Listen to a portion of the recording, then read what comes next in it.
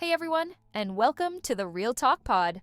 I'm your host, Gigi, and today we're tackling a topic many of us understand all too well: burnout.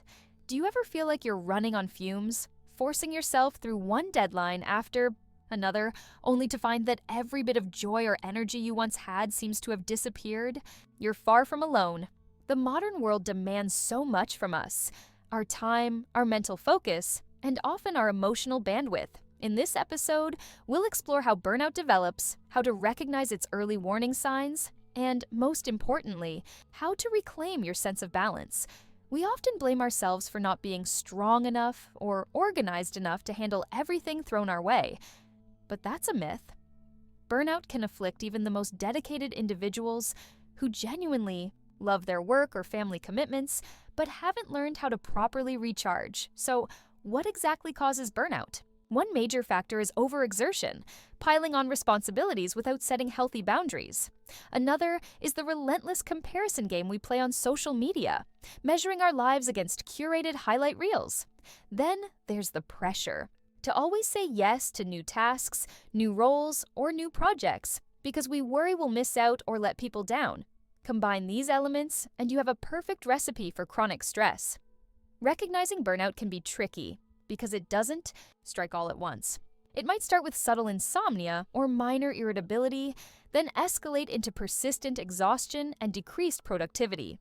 You may experience headaches, stomach issues, or a constant sense of dread about facing another day. When you find yourself snapping at loved ones or losing interest in activities you once enjoyed, it's time to take a step back and assess what's going on. Step 1 in tackling burnout is admitting you need a change. Sounds simple, but it's often the hardest part. We can become so accustomed to our overworked routines that we view them as normal. But you don't have to live in a perpetual state of strain. By recognizing you're in burnout mode, you open the door to viable solutions, whether that's talking to a therapist, requesting a break at work, or reevaluating personal commitments. Next, learn the power of saying no, not as a negative, but as a necessary shield for your well-being. Overcommitting is the enemy of mental clarity. If you have difficulty declining invitations or extra tasks, practice gentle refusal. I appreciate the offer, but I can't commit right now. Protecting your bandwidth ensures you'll have the energy for things that truly matter, including time to recharge and engage in meaningful self-care. Speaking of self-care, let's clarify something. It's not just spa days and bubble baths. It's any deliberate action that nurtures your physical, mental, or emotional health. That could be 10 minutes of mindful breathing each morning, a brisk evening walk, or simply turning off your phone an hour before bed.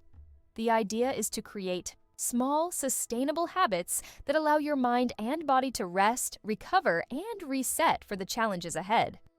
Social media detoxes are another powerful tool. When you notice that scrolling leaves you anxious, envious, or drained, consider taking a break. Unplug for a weekend or set a daily limit for your apps. Trust me, you'll be surprised how freeing it feels. Without the constant barrage of updates, you'll have more mental space to reflect on your personal goals rather than comparing yourself to filtered snapshots of others' lives. Also, don't forget the importance of a strong support system. Whether it's friends, family, coworkers, or a professional counselor, having people who understand or are willing to understand your situation can provide a safety net. Sharing your experiences and frustrations helps you process them, and you might be surprised to find that others relate far more than you'd expect.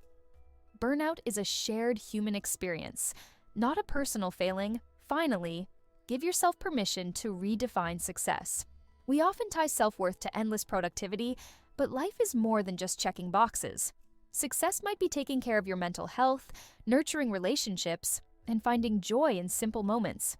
As you implement boundaries, self-care, routines, and supportive connections, you'll discover that recovering from burnout isn't just about survival, it's about truly thriving. All right, that's it for today's episode of the Real Talk Pod. Remember, burnout isn't a failure on your part. It's your body and mind's way of saying, enough is enough. If you're feeling drained, take that as your cue to pause, reflect, and replenish. Always know that you're allowed to rest, you're allowed to say no, and you're allowed to put your well-being first. If today's episode resonated with you, please share it with someone who might need a little reminder to slow down and breathe. Don't forget to subscribe and leave a review if you found this episode helpful.